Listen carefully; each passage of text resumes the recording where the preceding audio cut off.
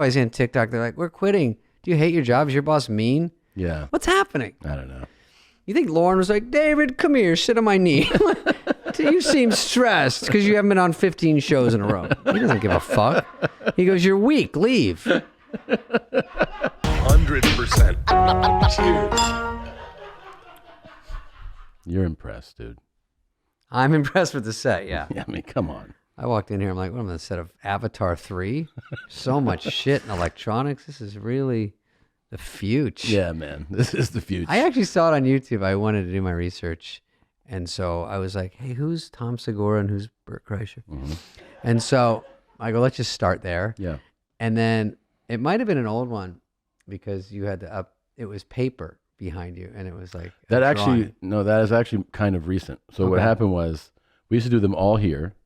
Then we moved to Austin. Bert didn't move there, but I moved there. Okay. And since it's my operation, I had a studio built, and they told us, I don't know if you've ever had some construction done on a home or something, and they're like, it'll be done. And then it was time to be done. They're like, it's just 5 more months. So Five more months? Then we started to we did a purposely shitty sets. We would just tape. I kind of like that, though. Yeah. Because I think everyone likes it more. Because when you see a shitty show, you're like, it's going to have a shitty set. Yeah. And then it sort of all makes sense. No, your show is funny, and I will make fun of you guys, even though I don't know you well enough to make fun of you guys. I think you do. I know Bert a hair better, but... From the store? No, yeah, when he used to work at AMPM. I used to get Abba Zabbas from him. No, he could easily work at a store, and he probably will. He probably will. He's on a binge right now. It's 6 years. Of doing what? Just eating and drinking. Yeah. I was thinking, you're married, and I go, Bert can't be. He's not putting someone through that, is he? Oh, yeah. He's married? Yep.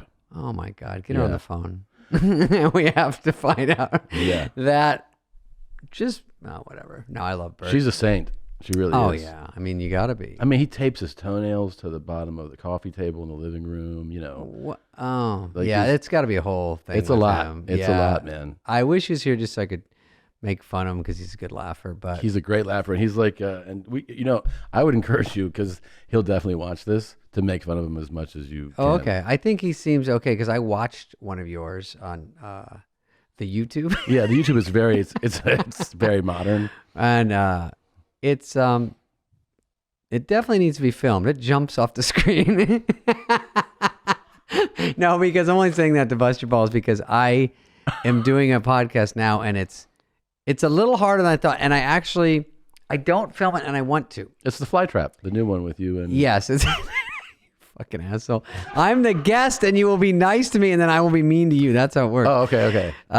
I've done Fly Swatter with you and Fly Dana on the Wall. Oh, Fly on the Wall. Even Dana goes, that's pretty funny. I don't get it. I go, well, it's not really funny. It's just someone told me once when we were doing one of the sound guys, one of these, like, these idiots in the back. Yeah. These DeVry guys, they go, hey, it was fun to hear you guys talk. It was like being a fly on the wall. And I go, oh, that might be an interesting way to say it, because we could have a goofy title. Like, we had a million. Titles are hard to come up with. And then I go, fly on the wall just seems like, all right, you're in on this dopey conversation of comedians. And so that's kind of what stuck. But we don't film it, which I don't love, because I think me and Dana are like, he does a lot of impressions and just sort of animated.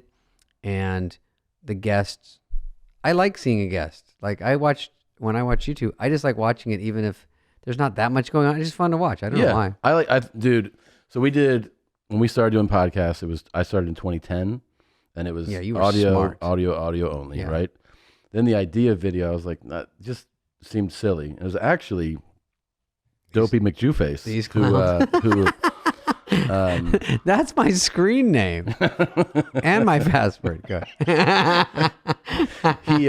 He was actually the one who encouraged me to do it, and he put up clips. And now, dude, you have to have video. I know, but you know what? It might turn to that. You know, Dana and I are old friends. You know Dana Carvey from the old SNL. I'm pretty sure you do. He's a legendary dude. And of course. I started with Dana, when he was already on, and he was just a really good version of me. That was the hardest part. It's like You're like, it was like I was sort of brought in apparently to light a fire. you guys have like a similar. Yeah, I'm like a less energy, less talented, and he was perfect for SNL because, growing up, SNL wasn't even in my dream. No, it wasn't on my vision.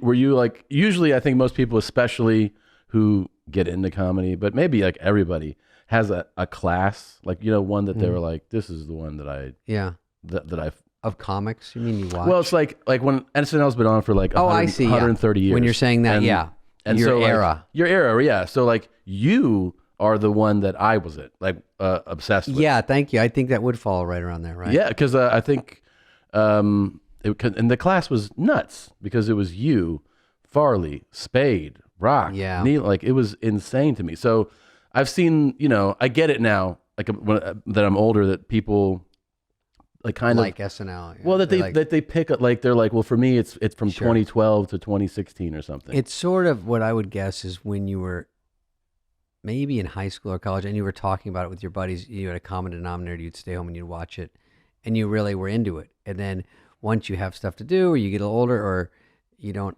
talk about it with the same people, you just sort of fade out of it and you catch it here and there. But you really related because it was around the same age group as the cast members maybe. And then when Dennis Miller, Lovitz, all these guys that were great, Phil Hartman, they were leaving, we came in. And it was kind of good because now and then it's like they pepper in one a year and there's not really a cast, like this chunk. Right. You could say Kristen Wiig, you can say Kate McKinnon is on right now. There's obvious standouts and people that are always still really good on the show. But we sort of lucked into, I didn't know. I wasn't a writer per se, as a stand-up, and you probably maybe were the same way where you're thrust into saying, I'm on SNL now, which I never thought, and I don't write sketches, and nobody gives a fuck. So here's a legal pad and a brown desk. Not this shitty, but it was like really... No. Why do I do this to you? You're the nicest. Dude, I love it. You don't care. I don't care. It's kind of what's expected. Yeah, please. I don't know why I can't help it. No, dude, I love it. So it helps that you have that like Larry Ellison facial hair. It looks fucking... What is this shit? God damn, it looks old. No. Let me tell you, it looks like Iron Man. All kidding aside, and there's a mirror, which is a fucking mistake. And you have a fucking amazing head of hair. You son of a No, bitch. this hair right this second looks good because I haven't...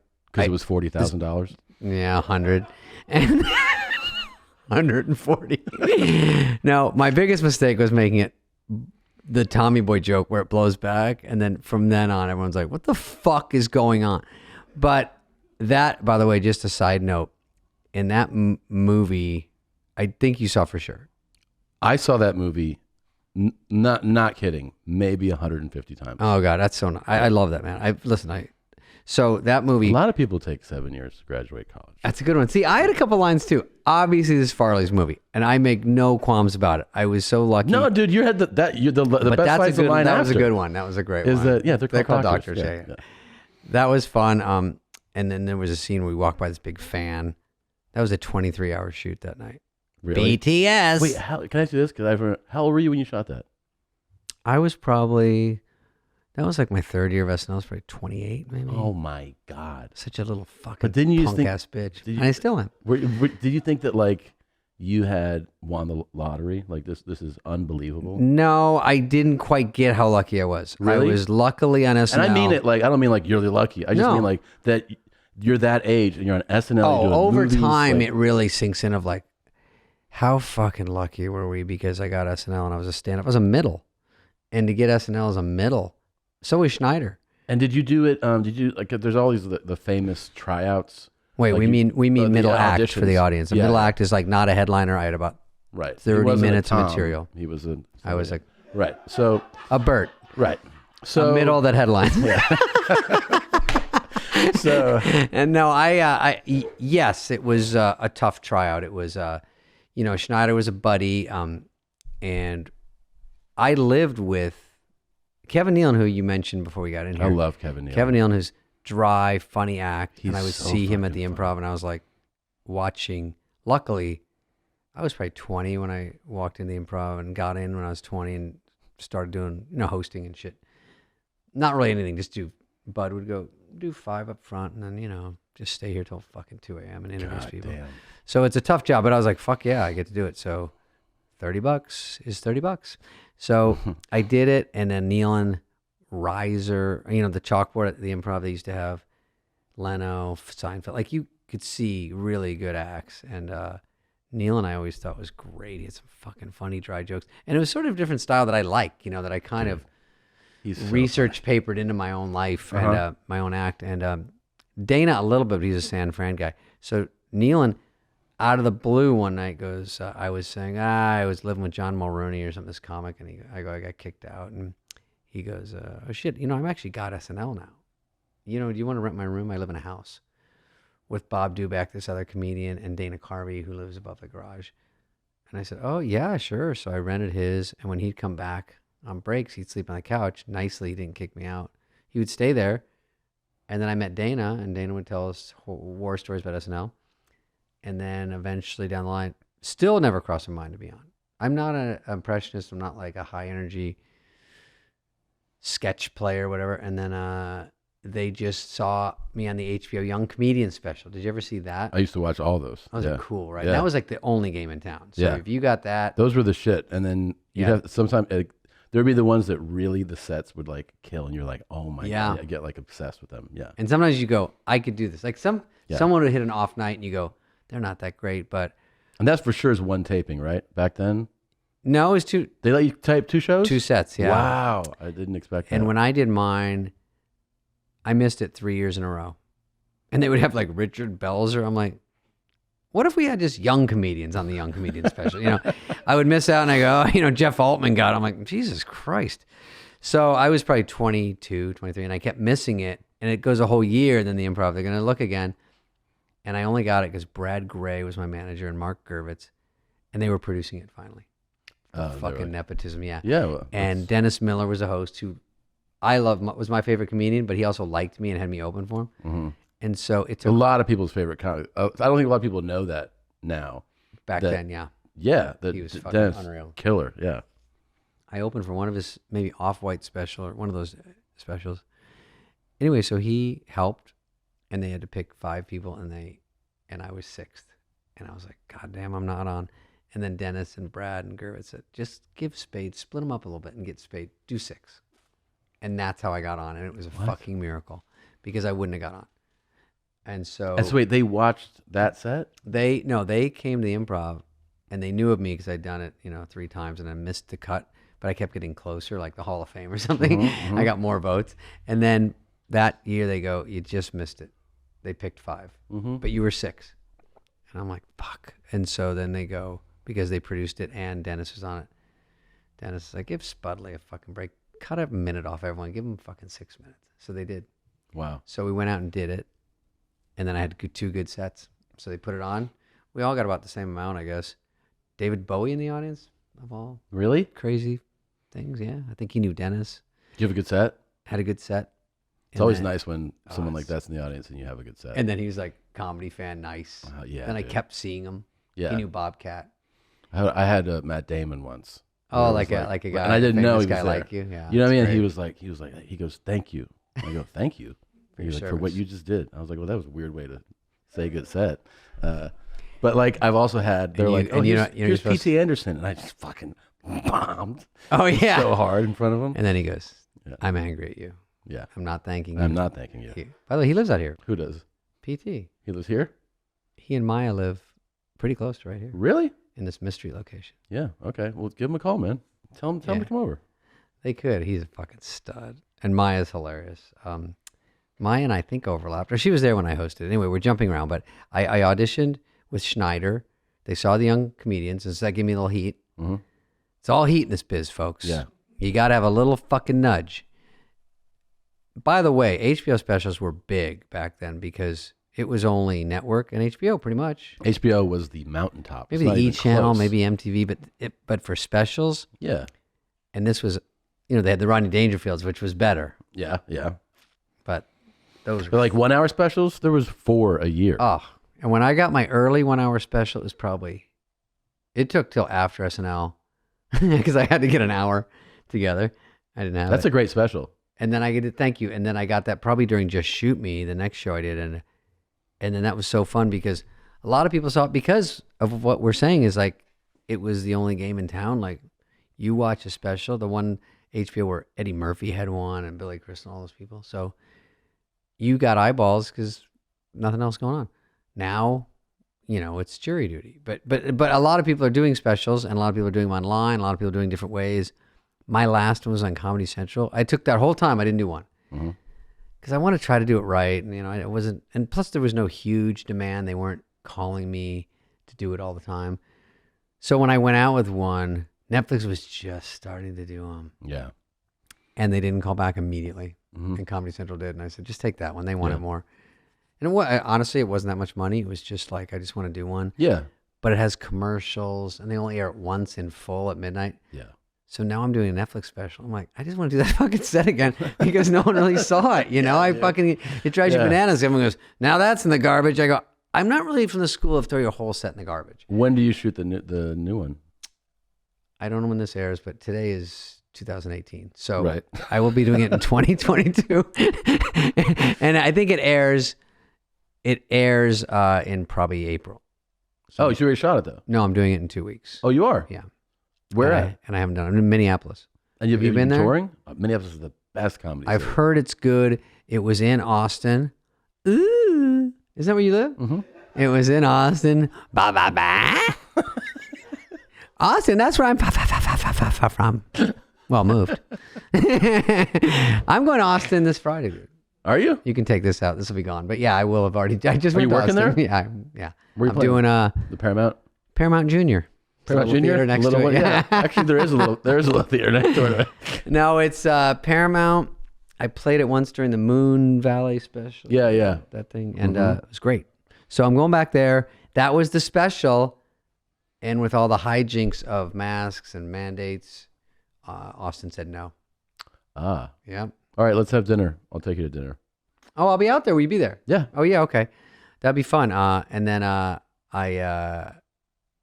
do that. And then I go to Omaha a week later and then Minneapolis. But I never feel like I'm fucking ready. How were you like this? Dude, it's always kind of terrifying. By the way, my last one for Comedy Central, we go, we're scouting locations, and I go, oh, we did it at a theater here, but it was like Music Box Theater, which was Henry Fonda or something theater, by the 101, kind of a scuzzy area, and I'm like, I mean, it wasn't like set up with theater seats, it was blank where they just cram people in, like the Foo Fighters are doing a surprise show. Yeah. So it holds about, 800, but they jam it on like, they put chairs in. Mm-hmm.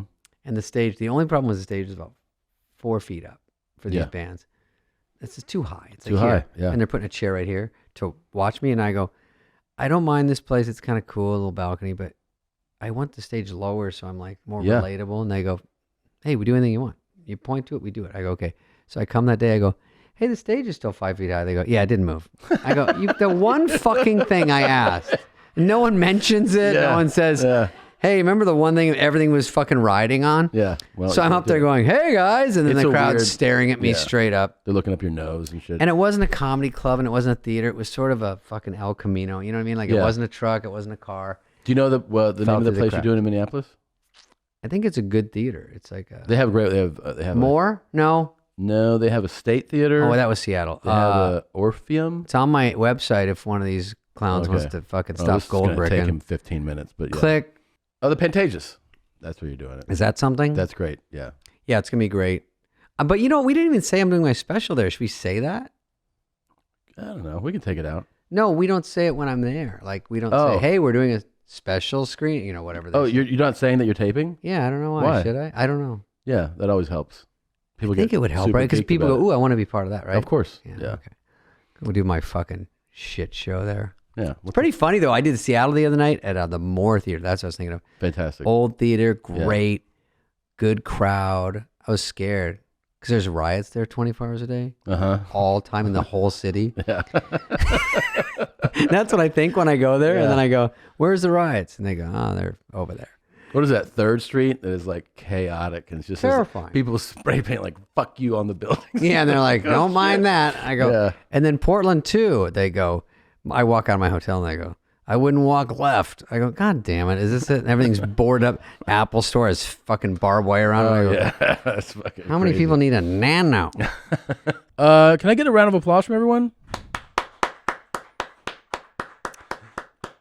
Today, I'm excited to announce that Manscaped launched their Ultra Premium Collection. I'm talking about a leveled-up hygiene routine with your favorite manly scent. It is important to trim hair, especially around your dick and your balls and your taint and your asshole, because that's where you want someone to play around. You know? Your balls look like Captain Caveman if you don't shave them. Absolutely. It's and it traps in disgusting hair, too. It's disgusting, and it traps in smells, and you want to just... It does trap in smells. I shave my armpits for the same reason. Yeah. And by the way, I use my Manscaped Lawnmower 4.0. Yeah. They changed the light on it, too. It's pretty badass. Nice. You can enhance your perfect grooming routine with the whole Ultra Premium Collection. It includes Manscaped Premium Deodorant, Hydrating Body Spray, Body Wash, 2-in-1 shampoo, plus a free 3-pack set of lip balm. All these products are cruelty-free, paraben-free, vegan-friendly, and dye-free with the best ingredients with zero compromise. Get that Ultra Premium Collection hot off the shelves right now. Get 20% off and free shipping by going to manscaped.com/bears. That's 20% off and free shipping at manscaped.com/bears. The power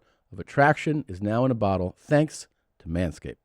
My favorite pants in the world are Bird Dogs. Bird Dogs got brand new joggers. I'm so excited. I tried them on after working out. They've got the you know what it is, the liner, the inner liner. It's soft. They're silky. They never ride up. I'm telling you right now, I got a pair of Bird Dogs. I wore them golfing with my daughter, and then I put on the longer ones. They're so nice. Tom, remember when we were looking for the ultimate pants to fly in? Yes. These are the ultimate pants to fly in. You look classy. You look nice. You can walk around an airport because you've got that inner liner. You've got the support. I'm telling you, they're good looking. They're really good. You need special travel wear, and this works for that. Yeah. What did you say to me the other day about Bird Dogs are almost as comfortable as a fleshlight?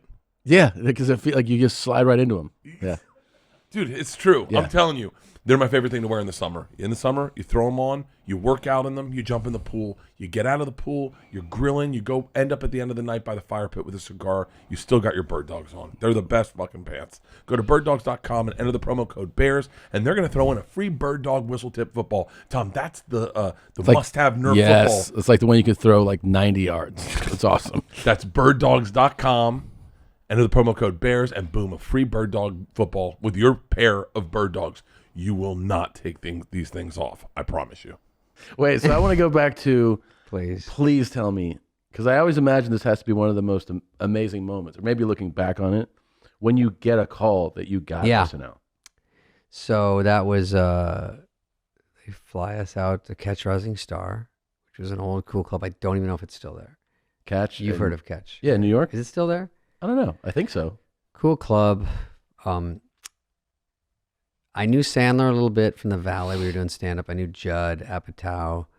Drake Sather was a good buddy. I don't know if you ever saw his stuff. He passed away. He's great. Yeah, he was on the special. One of my friends knew him and showed me all this tape of him. Oh, him. And it was like dark, but like biting jokes. Fucking really great funny. jokes. And he wrote for television, I think, too. Yeah. He wrote that cartoon I did called Sammy about my deadbeat dad a long time ago, which was too rough for network TV. Yeah. But Drake was great. So Drake was on. No, it was just me, Rob. We got a call to go to New York after a showcase, and Tom Kenny.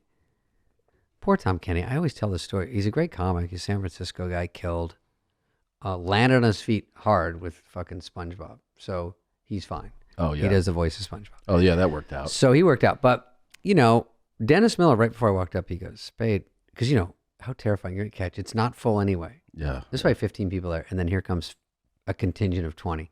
Yeah. Lauren, Dennis Miller, some writers, some, random SNL people, talent. I'm just fucking shitting. And I'm like, Schneider, come on. We got to do 20. So I go up. I'm first. I do 12 and I get off because I'm not doing good. Mm-hmm. Sickening. Like you just go, it was like my special I did for Comedy Central. The first minute I was getting to this, sorry I'm jumping around, but I was getting into it because it wasn't really a club. And the gross feeling of doing you can read a crowd so fast. There's no buzz when I'm walking out. There's no chat. There's no fun. There's no music. I walk out and the first joke does okay. And I'm like, this is going to be a hard set. Yeah. God damn it. Because on the road, you're like, tough crowd, tough shit. I'm getting paid to do this. I'll plow through. I might be able to get them toward the end. and wear them down. And this was like, you are shitting me. My special is a tough crowd. Yeah, I know. These are my fucking fans. Jesus Christ. So the first special I did was a papered room, right? Oh, you papered it? Okay. I mean, like I couldn't sell the tickets. It was in Minneapolis actually, and it was a small theater where they usually do like ballet and like. So when I'd done all your ballet fans, 150 or 200 shows leading up to it, but not as a ticket seller. And I fucking but I was in comedy clubs. Yeah. And like the sets would go well. The worst set of those 200 shows was the taping. The taping. Yeah, God for sure. damn. And it's so, you want to say I'm better. And people go, it was good. And you're like, but if you would compare it. Yeah. They don't know, like first show, second show, you go, the first one was better. But combining the two, you can usually get a decent set. And if you have to pepper it with laughs, it's so gross. Oh, yeah. I go, you guys, I'm going to look away while you do this. I'm going to walk out front. Give me a look. And then they look and they would put in like, "Wah!" And I go, you're kidding me. Joke has never done that good. It's so embarrassing. And the people watching were like, what the fuck, dude? It's like the Arsenio crowd, like, "Wah!" Throwing bodies in the air. So here I am at SNL rebombing. It's sort of a pattern. I'm just kicking myself upstairs. I just keep getting hired. So back then it was okay to be white, and I was like, "This is great news." and Schneider, I did 12, didn't and then didn't do well, got off. But I tell you, right before I walked on, Dennis, I go, "Hey man, this is scary." He goes, "Hey man," he's always so cool. He goes, "By the way, you don't want to kill too hard. Throws a red flag." And I'm like, okay, I'm going on in 3 minutes. Don't do good or do good. Spudley, it's just, you don't want to be a polished fucking road hack. And I get it now, like, they were just looking at my writing of my jokes. Mm-hmm. And so I wanted to kill, but the truth is, they just liked sort of the wording and, the stuff that you would look at now. Sure. When you see like someone like Tom, if you're watching, if we go in the back of the Comedy Store and you watch, you can tell if someone's good in two jokes. It's like, name that tune. You go, that first one, you go, oh. And then you go, let's see if it's a fluke. Yeah. Then they do a second one, you go, okay, there's some game. Yeah. And even if they don't work, which they sometimes don't. Right. You go, that's good. Yeah. Shit, that's good. And that's just takes years of watching and doing it. And you can see somebody just destroy and you can be like, horrible. Yeah. By the way, I saw Sebastian. I'm not putting on the end of the destroy is bad. I'm saying I was at the store and I was just walking out and he came on and I'd never seen him. So I just stopped like you do all the time and just go, oh, I haven't seen this guy. And I stayed, I kept going. I start laughing going, have I never seen this fucking guy? Yeah. And was killing and just doing his regular shit. But I was going, this guy's great. Then I went to see him another night. I go, oh, he's on. I got to go in there and watch him. So that happens, you see someone. So they watched us. They thought Rob and I wrote well. And Tom Kenny did 20 and he did great. Mm-hmm. And I think we got that call. We were staying at the Omni Berkshire where they put you up. But I think we got it at Catch because I think we were at a payphone. And then they called and said, hey, Schneider was on the phone. And he said, we got it. And he hung up. So I didn't get on the phone. What? I'm remembering. Tell Dave. He'll be... it was Bernie Brillstein and Brad Gray and Gervitz. They were our managers and they go. I think I'd be like, can I get my call too? I know. I go, what's going on? He's like, you don't say. Who was it? They didn't say. So he goes, looks like we got it. It's great. We're writer performers. I go, oh no. What does that mean? He goes, that's what Chevy Chase was. I go, fuck, I don't want to be a writer. I want to just be the John Bonet out there. Yada da da da da. Ah, my Yankee Doodle. I go, I have charisma like her. And so I said, she wasn't a writer as far as I remember. I've never read that. No, she wasn't. You know that. You're confirming. She wasn't a writer. She definitely wasn't. So she just did stuff that was good. But, so I said, what am I writing? And they go, there's 4 more shows this year. They want us to come watch one and then start. Fucking already shitting. I go, what the fuck am I going to do? Write? And that's why I went in and Schneider and I were buddies, we went in there and did. You got to have a buddy. I'm assuming how much that helps when you start. But that'd be the worst. But you go in and they go, and Jim Downey, who's a legendary, great writer, not just because his rep is good because it's real. Like I saw it every day. He's very good, and you just learn a lot. And he goes in and they give you a notepad, yellow legal pad. There's no computers, and you just get a wood desk, and you go, "Why don't you guys share this office?" And then that's it. And they go, "There's a writing meeting at 1." And we came in at 1 the next day, and no one comes in till 5. Look like fucking assholes, like pledges. And then they have the Monday meeting, and they go, the host, I think that first week was maybe Corbin Burnson or... I think my first 4 before the summer. Corbin Burnson, it's a good warm-up. Alec Baldwin. He won an Emmy for that one. So that was a great one to get. This is before he was shooting everyone. Yeah. Everyone. Yeah. So horrible. I know. It's unfortunate. He's killed a lot of people. Him, Garth Brooks, a lot. Garth Brooks has? I think so. That's the rumor. That's a rumor. I can't even. I'm just spinning that I even said that. Okay, so Alec Baldwin was fucking great. By the way, when you say he's great, is that one of those things when you look back where you could tell, like that first meeting, you're like, this is gonna be good? Shoot someone? No. No, I'm kidding. Yes. Now I could tell that first meeting that he had a star quality that you hear about, and I was like, God damn, black hair, greased back, blue eyes, black turn. Like he just did Hunt for Red October. This is the trick too. They just screened it for us. We come from the screening into the meeting. And I'm like, that's a fucking guy from that. Yeah. And he's a badass. He's like, listen, we're gonna nuke this shit out of him. And he's so cool. Yeah. And he's in there, just relaxed movie star. And he's not really an old school movie star. He's very new. Yeah. But he's very cool and confident. Nice to every writer. Loved to write. Went in every room. The host walks out. You pitch him your fake ideas because no one's really ready. And then he goes around with the writers. He goes to dinner. Actually, Monday he just leaves. And then you can write if you want. No one does for some reason. And then Tuesday you come in and you're just stressed all the way till Wednesday at read through. You write all the way through. And you also don't have a computer, so I'd write until 4 a.m. Then I didn't finish. I go home, sleep 2 hours, write a little more, and then drive back in a cab, hand it into the Mad Men girls that type it in the computer and put it in script format, and then drive home and sleep for an hour and then drive back. You couldn't email anything in. Damn. Yeah, it's fucking work. Hear that, kids? You know what work is? Do you get it? You don't get it. They would be like, it's stressful. So they go, we'll change the whole system. Yeah. Oh, I didn't know it was stressful. You know what was stressful? Every fucking job I had in my life. Like kids go, I hate my job. I see on TikTok, they're like, we're quitting. Do you hate your job? Is your boss mean? Yeah. I got bad news. Every boss is Bosses shitty. are mean. And they don't ask me about my day. What's happening? I don't know. You think Lauren was like, David, come here, sit on my knee. You seem stressed because you haven't been on 15 shows in a row. He doesn't give a fuck. He goes, you're weak, leave. It's just the way it was. And I feel like it should be that way a little bit. Yeah. Wait. Who was the worst that you feel comfortable saying? Like as a guest? Host? Yes, host, yeah. Well, I'll tell you, first 4, Alec, and then I think the third one was Dice. Oh. I think it was that early. Dice was so famous he was selling out the Garden, which never happened. That was guys like you sell out the Garden. No, I don't. No, you don't? No. You just did 4 shows at the fucking Rhyme. Is that a lie? No. Was that to make me feel bad? No. Because I felt bad. No, in Seattle though? I did the Ryman, and I told him, I did the Ryman, and it went pretty good. But you were in Seattle at the Moore. Yeah.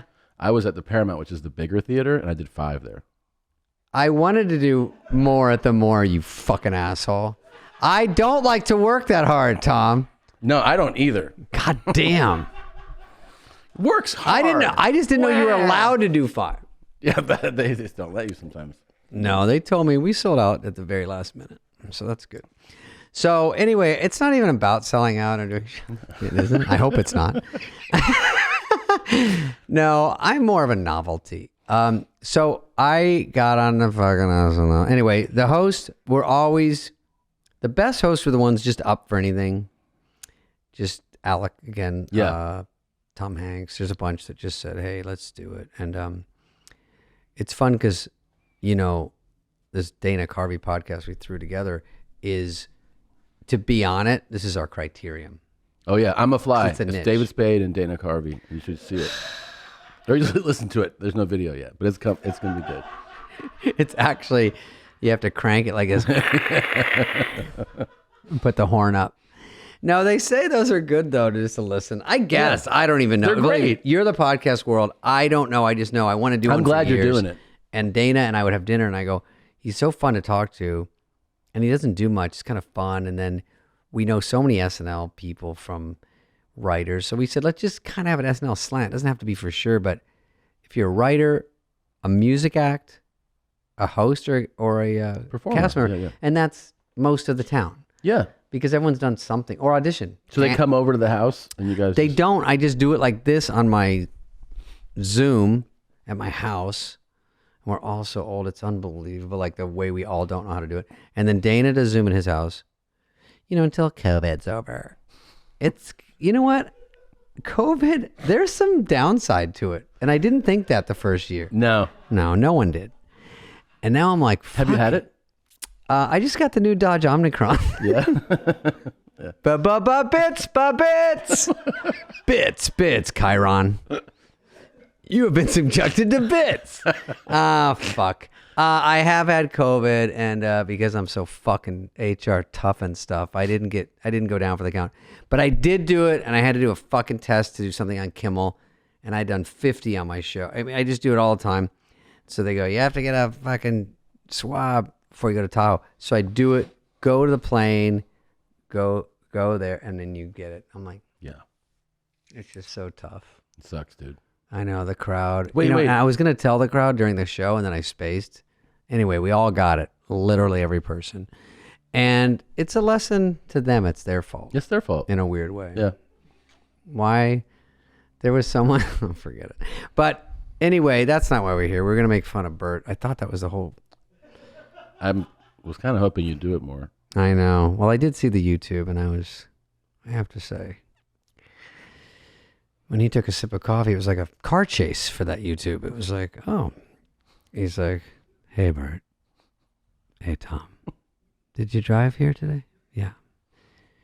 Yeah, actually, my wife dropped me out. Took a sip. I'm like, okay, something's happening. Here we go. Yeah. We're into it. But you had a guy do Morgan Freeman. He was good. That guy. Yeah. I love impressions. We got to give him a shout out again. I'm the biggest fucking fool. I love impressions. Dana does them every episode. He just starts doing them. We had some Josh good Robert people. Thompson. Sorry. Is that his name? That's his name. He was good. I always forget. He was good. He's good. And then he stopped being on and it was bad again. Just trying to recall in my head. It was bad. He came on. Then he went off. And then bzz, fucking these two dial tones. Bzz. I can't even say it with a straight face. No, it's good because I like that you're not trying. And that's an angle. I've done that. Yeah. I've sort of I'm the king of it. You're the king of that. You're like, you two aren't trying, and then it pays off. It's literally if a kid goes, you know what, I'm just gonna walk down the street and see if I find $1 million, and then they do, and that's what you guys did. You go, holy shit, we got $1 million for this? It worked, man. Fuck, it doesn't always. Oh yeah, that's true. Called DraftKings. Yeah. So listen, no, you guys are always funny, and you were gonna be on Lights Out in the old days. Yes. We had your lovely wife, Yep. very funny, and we had Bert, who was always energetic and fun. But it was always a scheduling thing. I know. I wanted to do it. I took no offense. I just said all these comedians that we like, we'd love to come on, and if it works, it works. And I think you probably would have come on. You probably would have had fun. I definitely would have. It's actually a hard show to do for me. Really? Every day, yeah. Talk about hard. Fuck, you get up, you go in, you grind. It's emails all the way in. Like, here's the subject. Here's the get in, hour-long meeting, blah, blah, blah. Just so it looks easy. A lot of people don't even make resolutions this year. And you know what? I get it. But that doesn't mean you shouldn't still find a way to shake things up. Whether it's switching up your workout routine or going someplace new, whatever way you want to challenge yourself this New Year's, there's no better way to do it than with a pair of Raycon wireless earbuds in your ears. These are fucking phenomenal. I have 4 pairs total. I keep 2 on my treadmill that are charged so that I can always know I have a pair charged. It's so nice to throw them in your backpack. They're more affordable than the high-priced ones. They sound identical in my opinion, and they're at a price point where you can afford to buy 2 and always have 1 pair charged. Whether you're working out, going to sleep. They're super sleek, so I can put them in my ears to listen to podcasts to go to sleep. On an airplane, they sound phenomenal. I absolutely love these earbuds. The everyday earbuds look and feel and sound better than ever. They're also in awareness mode for when you need to listen to your surroundings, so you can take your Raycons with you wherever you go. It's no wonder Raycon's everyday earbuds have over 48,000 5-star reviews for half the price of the premium audio brands. I'm telling you, they're priced perfectly. Right now, Two Bears, One Cave listeners can get 15% off their Raycon order at buyraycon.com/bears. That's buyraycon.com/bears. Save 15% on Raycons. Buyraycon.com/bears. Whether you're struggling with grief, relationships, or stress, online therapy can help. I personally use online therapy. BetterHelp is secure online therapy that offers video, phone, and even live chat sessions with a fully licensed and professional therapist. Services available for clients are worldwide, and you can start communicating in under 48 hours. It's more affordable than traditional offline therapy, and I will point this out because it's online. You don't go to sit in traffic and get angry and then enter therapy angry. Trust me, I am doing online therapy, and financial aid is available if you need it. BetterHelp is committed to facilitating great therapeutic matches, so they make it easy and free to change therapists. In fact, so many people have been using BetterHelp that they are recruiting an additional therapists in all 50 states. Two Bears, One Cave is sponsored by BetterHelp, and our listeners get 10% off their first month of online therapy at betterhelp.com/bears. That's betterhelp.com/bears. I just remembered something. Didn't you? Was your sketch also bye-bye? Bye-bye. I fucking love that Fucking sketch. Spadoodle. Yeah, Fred Wolf and I wrote that. The best thing about that, too, is that I was at the age where we would just get, because I said you were like my era, so you get to school on Monday, and it's just like, it's and you. everyone says bye-bye? Well, it's like you and your crew. It's like we're funny. So we were. We would just basically redo the bits. You know, I did that in high school too. Yeah, and it was just, but yeah, bye-bye was. Bye-bye was a fucking scam because. And then it was like bye, it was all the different. Bye-bye. Yeah, and then people would do it after that, and I swear to God, so SNL back then was, you didn't. I wish I had Monday on my Yahoo News. They'd show this SNL sketch was so funny this week, and it stays alive that way. If you don't watch it, you go, well, it's pretty funny. Yeah, and that's how I see any of them now. Yeah, exactly. You're not really probably up that late watching, and maybe not, and but you get to see them, and you sort of get to feel what's going on in the show, and it's always the best sketch. So you go, oh, this is good. And so when we did it, if you missed SNL, you had to wait 6 months for a rerun. Yeah, and so you had to watch it or VCR it, and so that was it. And so but like watching motivational speaker or watching Chippendales or watching any great sketch, you're just on the side with an Amstel Light and you go, fuck, that was a good one. Or Sandler doing Crazy Spoonhead or something. You're like, fuck. You just go, that's a killer. Saw it at Read Through, it killed. Saw it at rehearsal, it killed. Yeah. And as advertised, it fucking crushes again. And then you just go about your business and you just don't know because there's no internet, there's no Instagram, there's no feedback. It's totally different. And then you go, I hope that one worked. And then it takes time and it works. People like what they like. But Bye-Bye was one where we did it with Helen Hunt. And it was sort of like once you got the joke and the concept of it, we just writing. And it was a good cast piece. Yes. Say, here comes Sandler, here comes Farley. And shit on everybody as they walk out. And we would all laugh during rehearsal, so we all liked it. And then the next day on American Flying Home, they're like, bye-bye, bye-bye. Yeah. And then literally at least 10 years, every time I flew, someone said it. Yeah. And to this day. Well, it's also a brilliant, it's a simple concept and as a pitch, but you're giving us, there's jokes where you give the audience the formula. Like, hey, you go, you can do the joke too. Yeah, it's true. So it's like, it's one of those jokes where if you see somebody, at home. You can do it at home. And then if you see anybody, you can go, bye. Bye-bye. Yeah. So like every time you leave a flight, you'd hear it. Yeah, because and then my buddy's wife worked for American. She goes, now they show it in our training to say, this is our perception. We have to change it. So they show the whole sketch and then they go, we can't be like this. And then Delta did it. So now I hear all the ins and outs of flight attendants. And believe me, to this day, you go in the back, they take a picture, they give you whatever you want. I get an extra 2-ounce water. They give you whatever they can. Yeah. What do you need? They're always nice. I love it. Even when I flew to that Seattle show, Bobby Miyamoto is my opener, and we fly together. We have a great time. And we were on the, I just go, we got to take the earliest flight because I can't miss the show, and so many are canceling. Yeah. And flight attendants, I was like, thank you for coming. Thank you for just showing up. Yeah. And the guy's like, I know. I could have called in sick. I mean, I do have COVID. I'm not calling in sick. I go, thank you. I appreciate It's it. really cool of him.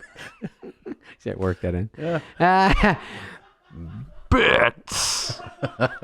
You have been bitted. You haven't told me though. Who was a shitty guest? There was, there's a couple go-tos.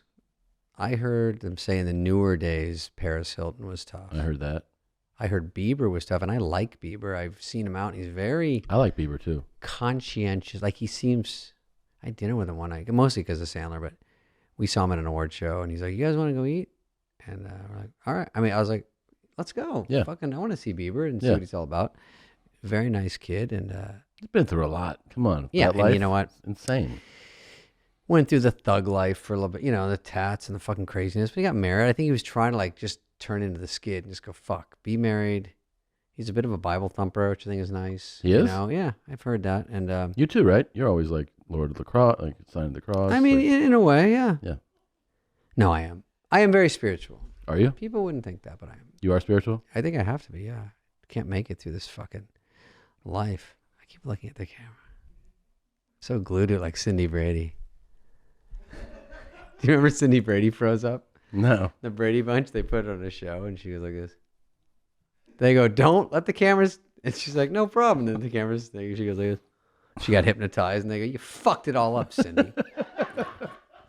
Did you ever hear, or were you there for Seagal? I know, I keep not saying Seagal. Why? I have said Seagal, and then I felt bad. Why? Because He's a terrible I know person. he has no squad backing him up. Yeah, but I know. I feel like I'm his only guy. He does have the KGB. They fucking like him. First of all, he's terrifying. Second of all, Yeah. I might have been warned not to talk. No, I didn't. But I tell the story, and I said his name, and then it got picked up, and now it's hard to get away from. But I will say, I thought he was cool. I've seen the movies. I mean, Yeah. you watched him, you loved it. Yeah. When I was a kid, Yeah. Marked for Death, Out He'd for always Justice. have boobs in him, which is great. Yeah, It's he always fucked somebody up. he fucked or the like shit eight out of people in a all scene. what I wanted to do in life. I was always getting picked on. Yeah. And I just wanted to grab someone's hand and break it backwards casually, and then stab bang him, or, some chick. and then Yeah. fuck his wife or whatever. Yeah. Whatever they do. I mean, I don't want to give the whole movie away, but there was a bunch of those, and then there was one on a ship. What was that one? The girl Under came out of the Siege. cake. Yeah, Under Siege, where he fucked all the he sailors. fucked all the stewardess. Whatever. Every movie he fucked all the whatever. Yeah. Whatever's peppered around. Yeah. Workers. And then he came on, but he just goes, I don't want to do too many corny things. And, on SNL, you have to sort of roll with the punches. And everyone means well. We had the greatest writing staff looking back, and performers. And So it's not like real. I always imagine when someone's like, no one's snarky about it. They're like, oh, cool. Like, whatever. well, we go, Lorne, it takes Lorne, it takes Jim Downey, it takes people to go in there and say, you just have to try to trust us that it doesn't help us to make you look bad. That would be a one-shot deal, but we wouldn't get the publicist to get the fucking stars on anymore. You can't shit on your guest every time and then no one will come on. So with him, I think it was just the monologue was kung fu fighting, and and he had to sing it. And he goes, I'll talk it. And we're like, it's funny that you go, hi. Yeah. There was little Jack Chan from Little China. Hi, here comes the big boss. Well, let's get it on. And you're into a brand new trick. It's such a, by the way, the song is great. Just on a side note. And so he goes, I don't want to do that. And we're like, but kung fu fighting, just the idea if someone says that, you don't even know what the monologue is. You go, oh, that sounds funny. Yeah. That he's doing it. And if you just sort of cornball it up and wear a gi, and why the fuck would I do that? And we're like, well, it's going to be an uphill battle. Yeah, it's gonna be a it's fun stupid. week. Is you're going to look and we'll put a fake fucking 2x4 and you go, chop. Yeah. And he goes, but I could kill everyone in this building. I'm like, well, we know. But it was sort of like that where he understood, but he didn't want to not be cool. And I get that. But I have to say, I liked having him around that week, and I hate to say it, but it was kind of cool, dude, walking around, and just a badass. And then, so I said he was a bad host, and then I felt guilty. But there was a lot that just meant well and just didn't click. It's one take. If you have more than one take, you would do better. I've started a scene like the receptionist or something. We're like, hi, welcome. And in rehearsal, I'm like, oh, fuck, start over. And then you're doing a live show. You go, hey, dude, hey, and it's going, and you're like, God damn, there's just no going back. And you don't get that first laugh, and you go, fuck, we started on the wrong foot. Just go back. Because in a movie, you do it as much as you want. Sure. And if you could just get 2 takes, that show would be better. There's that. I don't want to see it all the time, but I used to love when I watched it more, when you can see that someone's really trying not to break. Mm-hmm. And there's that one with you and Farley, and I think Sandler's sitting next to you, and he's doing, like the van guy. He's being like, so you could tell, I'm sure in my head, I'm watching, I go, he dialed this up for the, he does it. You are breaking. You're like, there's like one with Christine Applegate where I'm for sure laughing. But it was really, do not laugh. Right. Like get fired. Right. So you did not want to. And it made it worse because he was doing tricks at a rehearsal, and we'd seen him do motivational speaker because he would just do it around the office, and it didn't get on right away. Mm-hmm. So he would go, hey, how are you? Good. All right. But he would do it and grab you and shake you. And then he goes, I hear you around smoking doobie. But he would do just different versions of it where it's so funny. Yeah. And so you don't know which one's coming. Yeah. And then he goes, David, I'm going to try to make you laugh. And he would like get close and just bump your head. And you go, what the fuck are you doing? Like in the middle of the live show. Or when he gets sideways with you, he crosses his eyes so he's like this so they can't see. And he goes, hey. And you go. But Will Ferrell did that to me once. We were doing a scene when I hosted, and he had a cap on like from the Army, like one of those Canadian Mountie hats. Yeah. And he goes, are you yelling back at me, boy? And I go, no, sir. And he goes, doof, with his hat. And I go, what the fuck? Like hits me in the face with the hat. And I'm like, but it sort of throws you, which is the fun. Yeah. So, but Farley was obviously just really fun to see and do all that shit. So when he did on the air show, I think he was doing something with his belt, or he was just doing his stupid shit. And it would crack us all up. And so, well, in rehearsal, Dana, I remember one time Il Cantori, I didn't ask Dana this, but there's one Italian restaurant where they're all trying to fuck Christy Alley. Mm-hmm. They're all the waiters are still like, bellissima. Oh, right. And they're like, and the guy's like, hey, fella. I think it was like Phil Hartman. And like, it goes way over the top. Yeah, they all come over and dry hump her. And, start licking her face. Yeah. And the censor's like, don't do this. And they're like, we'll see what happens out there. But you can only do so much. But those are fun. And, we'll talk to all those people. It's fun on the podcast because you just say, hey, remember this sketch? Sure. And then there's like 5 minutes they remember about some... Nealon's in that sketch. Is he in Il Cantori? Yeah. I remember Nealon. And we talked to Nealon on his show, on his episode.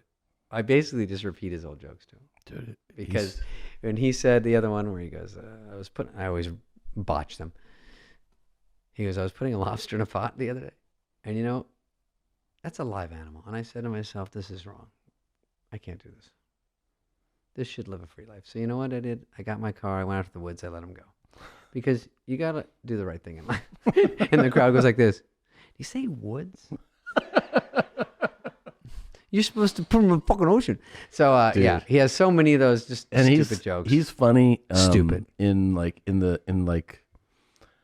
We went on walks. It's like you pass by people. He's like, "Hey, there you are." And they're like, "What?" And then he'll go like the next group of people go by. He goes, "Oh, they're looking for you." And they're like, "What?" And he always catches them off guard. And it's just for you. It's just for you.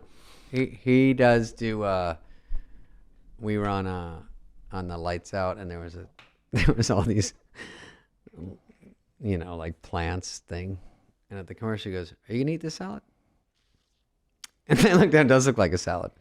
And but then he just looks away and stares off, and I go, that was pretty good. God damn it. I'm sitting here for 100 shows, I never noticed that. And then the next person came out, I go, you gonna eat that salad? They're like, get off me. I go, I have to do it now. Oh shit. Oh fuck. Were you in, because I so idolized you guys. Were you and Farley fast friends? Like was it like right away? It was pretty quick, yeah. It was that Omni Berkshire that I've been plugging that I work for now. Mm-hmm. I have to tag. I don't even know if it's still there. It was the old SNL said like the Hyatt tweet. They showed like a promo. Sure. In the old days, I thought it was so cool. This was the one they put us up at, me and Schneider.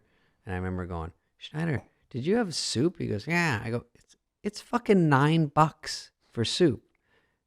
He goes, so what? They're paying. I go, Lauren's going to see that. So I thought we'd get fired. For ordering soup? Yeah, because they put us up and they let us, and you'd eat. We had like, I don't know how much money to spend, but all I was thinking was getting fired, everything. Yeah.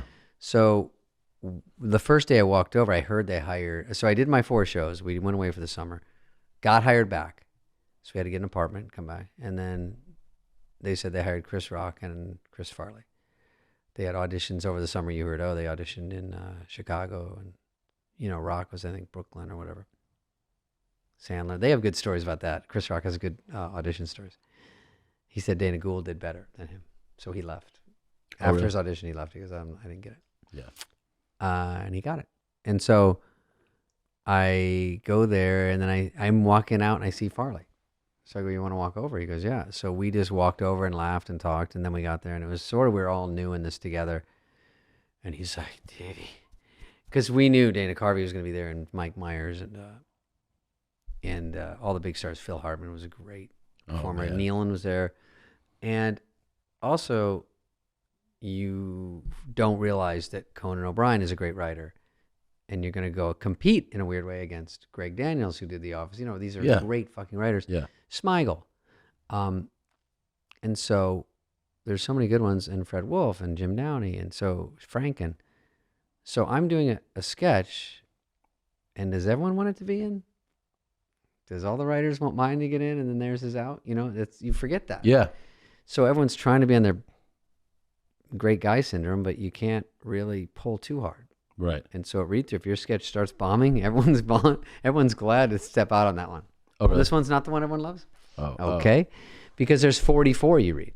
Yeah. And maybe 11, 12 get picked, and probably 8 make it. Right. So it's got to be especially gutting, though, to be one, if you make it to the 12, and you're like, oh. It's sickening. Right. And then it doesn't make it to. Yeah, you're at rehearsal. You set it up, you direct it, you do everything, which I also don't know how to do.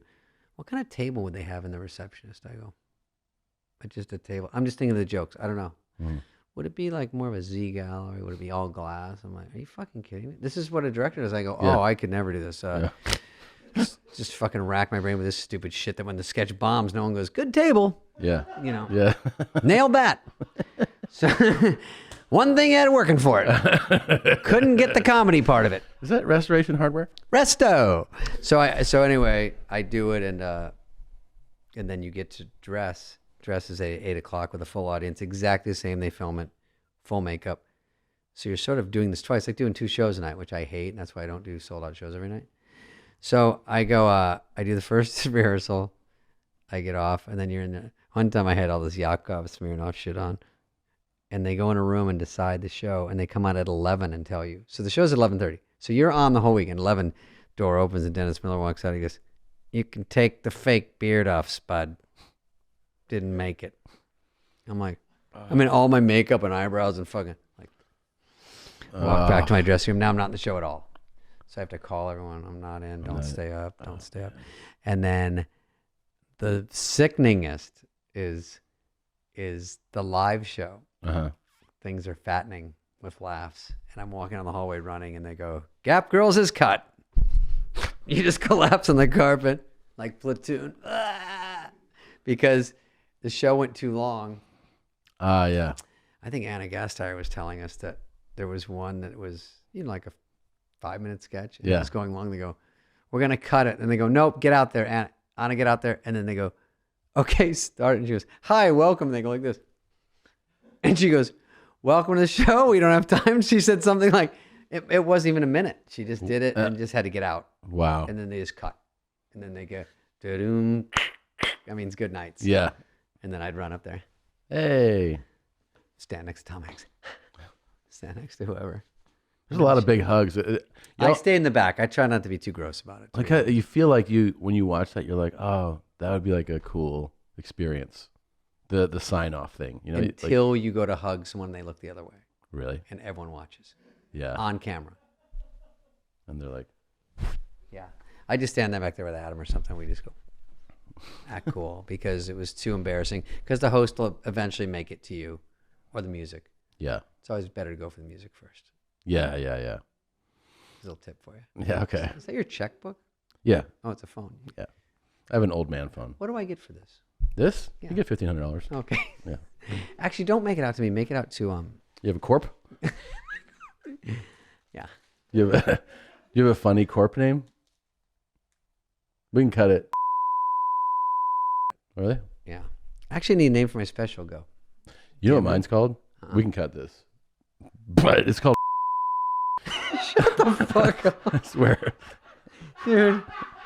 All I heard was, now I can't use it. It is. And As I'm on my way to the trademark office. Wait. That's hysterical. God it's damn. fun. Do you have one? What's it called? Yeah. No, it's not. Well, okay. You can't. It's. I have a few, but that How one. many do you have? And do you sell them online? Do I Your specials. sell them online? Do you sell them online or do you like a Netflix special? I've done Netflix specials. I own one thing 100%, an audio thing, an album, and then I own the audio of one Netflix special that was right before they got smart and we're Holy like, oh, fuck. you I'm like, guys- how did you worm that yeah, shit? now they're like, no. Yeah, I So can't even imagine. They don't give they you did any that. audio anymore. Yeah.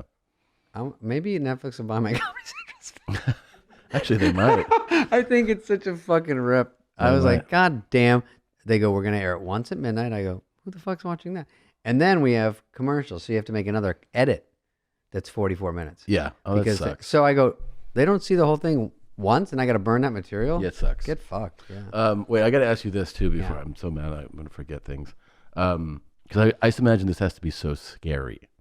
And that is, you took a shot at Eddie Murphy, famously, Mistake. in a joke, but he called you. Yeah. Yeah. But isn't that terrifying? Oh, it's fucking, I get diarrhea thinking about it because I was spraying the walls all of Chris Rock. Because I was with Chris Rock. When he called? Yeah. Oh, Chris Rock was my ride or die buddy for years. And even to this day, we still talk all the time. And, you know, these guys are like one of the funniest to talk to when comics aren't being funny. They just say things that are just clever and funny while they're telling something serious. Yeah. He's just one of those guys, but I was in the writings. The quick stories, I did a joke about him. It was stupid, but you know, whatever. I thought it was kind of safe. I didn't know because he always did it, you know? Yeah. And I didn't give a fuck really because I was trying to get on the show. They kept saying they might fire me. So I'm like, and then when I did Hollywood Minute, Lauren goes, funny. That's all it took. Yeah. Dad liked it. Yeah. Then a week later, I would go chunks of 5 shows. I wouldn't even on anything. And he goes, maybe a Hollywood Minute this week? I'm like, yeah.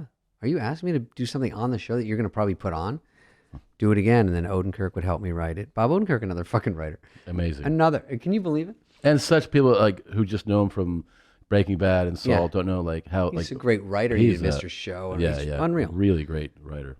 And he's a good performer. And and he and Conan that were supposed to be on and they weren't. They weren't getting on. And you're like, wow, I can't believe it. But so Odenkirk would help me with that first Hollywood Minute, and then did it, and then it worked, and I did another one, and then I just started going, I don't give a fuck, because it was kind of funny, someone that was an unknown blonde kid from Arizona, like going, hey, look, hey, Harrison Ford, you fucking asshole. Yeah. I mean, there's something funny about that. Obviously, it doesn't matter, and I'm just like, but everyone with a mistake gets one misstep, you know what I mean? Then I get to make fun, but I try not to grind too hard, just one quickie. MC Hammer's having trouble. I go, do, it's over. And stuff like that. Downtown Julie. remember that, That was a good one. Downtown Julie Brown. I go, wubba, wubba, wubba. My career's in trouble. And we'd all laugh. And I never like watched the carnage and realized my career could have trouble. Yeah. You asked me like how lucky I was. Yeah. I knew I was lucky, and I knew I was lucky at Tommy Boy. But Tommy was another one where you're shooting it and flying back and forth. Like right now, they don't do fucking shit. Like people take months off to do movies. Right. We were fired. Lauren is producing Tommy Boy. We can't miss a day of work. So we fly back and forth to Toronto. Seriously? Yeah, we went back and forth. So we'd miss 2 days, come to read through, go back, come back Friday, Saturday, leave after the show, shoot Sunday. For months? For months, yeah. Same with Black Sheep? Black Sheep was easier. It was in the summer. Okay. But on Tommy Boy, we thought it was hilarious, but we'd never been in a movie. We did Coneheads together. Yeah. But when we finished it, and then it came out number one, but it wasn't like a huge hit. It really made. One time, someone from Paramount goes, "Oh, that movie made us at least $100 million on video." I go, "Are you shitting me?" They go, "It's everyone that goes to the store just throws it in," and they said it again like 3 years ago. They go, "Oh, that's one of our top 5 of all time." I said, "That's something you really want in your life." Yeah. And so I didn't realize how lucky because Black Sheep was next summer, and the next summer they were talking about doing a Gap Girls movie, and I just go, "I think I want to take the summer off." Like, it's so hard to get a movie made. Gap Girls was so funny. Thank you. That was funny. That was when I wrote. That was wrote from scratch. So, dude, I will tell you. That's another big one that we would, immediately copy like on Monday. Yeah. One of my favorite moments of writing is most proud moment on that show is probably "Lay Off Me, I'm Starving." Oh yeah. Oh, because that was the T-shirt. I mean, it's just like to write it and it works perfectly. Yeah. And like he says it during like rehearsal, or he says it and you're just watching, or you're at lunch and he's like, and you're trying to incorporate all those funny things. Yeah. And then I go, "Why don't you pick up my fries and just grab me?" And he goes, "No, you'll cry." I go, "No, you don't have to fucking kill me." Yeah. But he's like a monster, he doesn't know because he's going for the best jokes. So he has to grab my neck, and just to coordinate it all, it was just hard to do. And he goes, "Lay off me." And he did it so perfectly. Yeah. And sometimes when he's talking, fries would spit out like a piece. It was, and me and Adam were just going, "Oh my God." And that one worked. And you guys as girls is just so fucking funny. and then man. the girls didn't like it because they're like, "There's not enough parts for girls." Yeah. And I'm like, "I have a great idea. What if we play girl?" But we were like, but doing a Gap Girls movie was a quick thing because there was a Paramount deal, and I already had 2 movies that were out, and they were like, What about and I was like, "I don't fucking know." And wearing the nylons and the nails and wigs and shit in the summer. I just don't know if it was that funny for that long. But with Sandler and Farley, it would have been great. And Schneider or something. But it went away quickly. It was like, nah, I don't know. And then you realize later, who's giving you a movie when you want at your fingertips? Like crazy. That is so fucking lucky. And now still, luckily Netflix, I got the wrong Missy. Luckily I still do stuff. And it still goes okay for me, but which I told you it's hard. Was oh yeah, you hit me up. Yeah, dude. Yeah, that shit was so.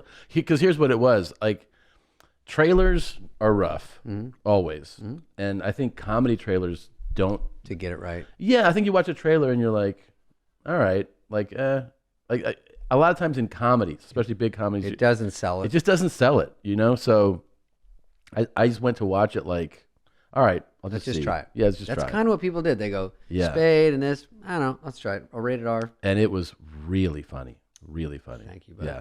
I mean, from the get-go, that girl, and Lauren. what's her name? Lauren Lapkus. God damn. So good. I read it, and I think Sandler was like, this might be good for you. It's not you driving it. It's you driving it. But like, even in Grown Up, Sandler wasn't the funniest one. Mm-hmm. But I like that. I like that Jason Bateman, like Ben Stiller, like in Meet the Parents, he's like overwhelmed. Yeah. And I go, that's a tough move to play, and I don't do it all the time.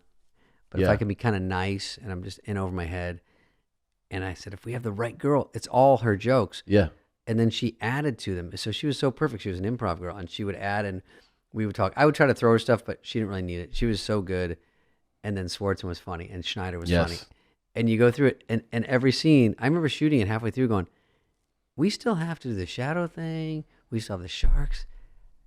And this stuff was pretty funny. If we did the threesome, this might link together funny. I don't know. Yeah. You never fucking know. But the thing about that kind of movie and you playing that role is that it doesn't work if you're not playing that well. You know what I mean? Yeah. If you're not playing overwhelmed and like, oh, what's happening? Let it spin around me. If you don't let it happen. Yeah, which is like, exactly. If your reactions aren't, they have to be kind of more contained and real because you have the over-the-top person around you. And I think comics, you're like, I want to be bigger or whatever. Yeah. But it's really funny. And steal the scene, but I'm like, on this one, I can't do it. It's got to be her. It was sort of like Tommy Boy in the way that I had a force next to me. Like Lauren was very funny. And the more you react, it's half the battle. It's not funny unless you're reacting to their doing their shit. Yeah. I mean, I do a podcast with a drunk guy every week, Bert. Yeah. Oh. All I do is watch him. Now, how's the search going for different hosts? Today went really well. Is this an audition? Yeah, this is good, man. Wait. You got to finish. I'm Super Joe Podcast. What do I got to do? You got to finish the Eddie story. Oh, Eddie. You're with Chris. Eddie. I want to say Murphy. Yes. Yeah. Eddie Murphy was offended by this joke that I did on a Hollywood Minute. And how long did it take? It took not long. Like the next day? Did it Saturday. Sunday we have off. Come in Monday and they go, Eddie Murphy is calling you. Eddie Murphy is calling. The Eddie Murphy, my favorite maybe of all time. Yeah. Raw, delirious. I mean, come on. The movies. You Beverly get it. Hills And Cop, the movie, I mean, Coming all, to America. his mistake was he did like Haunted Mansion, something else that didn't make $300 million. Yeah. And I said, now's my chance. Going for the kill. Yeah. Jugular. So I make a light joke, but it's in the middle of 10 jokes. Yes. Couldn't fucking think about it. No one said I wouldn't do it. No one. Right. Eddie Murphy's on the phone for you. I go, Chris Rock's reading the paper. Eddie? I go, would that be the real? And he goes, it's about the joke. I go, it is? He goes, there's nothing else it could be. I go, God damn it. So I go, in a meeting, even the page was like, and then I go in the writer's room to hide, and they call in there. Eddie Murphy on the phone? I go, can't find me. And they go, okay. And they go, they say he knows you're not in the meeting yet because the Monday meeting's at 6. Oh my God. And you're waiting around because the host is always late. And if not, he's coming down here to talk to you from Brooklyn. Rock, I'd pick it up. So I go, God damn it. And so I go, Rock, help me. So we went in the offices and I go, I'm going to pick up this phone. You pick up that phone and listen. He goes, what am I going to do? I go, just be a witness. You can save me. You can jump in if you want. So I look over and they go, hold for Eddie. And I go, and Rock's like this going. And they go, he starts by going, you dumb motherfucker. It was just from the get-go. I couldn't. It really like dropped my heart. It was sickening. Yeah. And I didn't, I'm not saying I didn't give in. I was overly apologetic. Really? I wasn't trying to be tough. I wasn't trying to be cool. Yeah. I said, dude, if I could even get a word in, obviously one of my favorites of all time. It makes me sick. This bothered you. Won't happen again. But it was like, I'm off limits. You wouldn't have a job if it wasn't for me. He was going off on it. I just hit a nerve. Damn. And then I hung up. And Rock I saw was like, Rock good job. 10 years later at this concert, and he was with Eddie, and he goes, I can't talk to you if I'm with Eddie. I go, God damn. He goes, he still hates you. And this went on. He like actively brings it up. And then by the time we, this is kind of an old story, but anyway, I saw him and we made up. You did? Yeah. And then we went to the 40th anniversary and we talked, and he was a stud. It was just one of those things that I almost hate that he has to hear the story because it's just one little blip thing. No, I know. To me, it's just like, I think as a comedian, you look like over the course of your career, I've said so many things and that you don't go like, why? I deeply believe in this, and that's why I said it. Like, you're just like throwing this out there because it might get a laugh. Yeah. And for like one of those darts to hit and to have somebody come back at you. Yeah, it was rough. And, before when I did my, after Hollywood Minute, when I'd go back and host, they go, do it again. There was something less interesting about someone in the business with them that's friends now. Yeah. Sort of have my own career and doing stuff. It seems, because I see the other side, it's tough. And I go, I see why it hurts people. Who are these motherfuckers? It's, start rapping. Start rapping. Okay. I said I him. That can't be what he means. That's not what he means. Okay. Anyway, you were great. You did a good audition for me. Thanks, man. Yeah. Would you do it again? This was a blast. Yeah.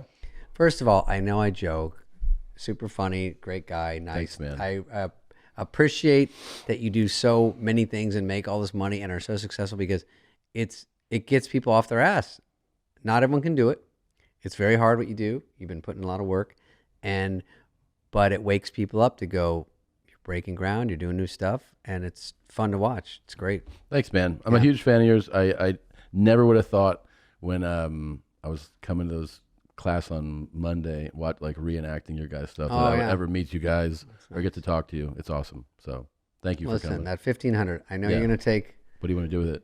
I know 100 went into the set. Yeah. So you can take that off the top. Okay. And the set, you have 2 sets. Yeah. I like that you bothered putting a million pictures of yourself out there. When I didn't do that. They're just fans.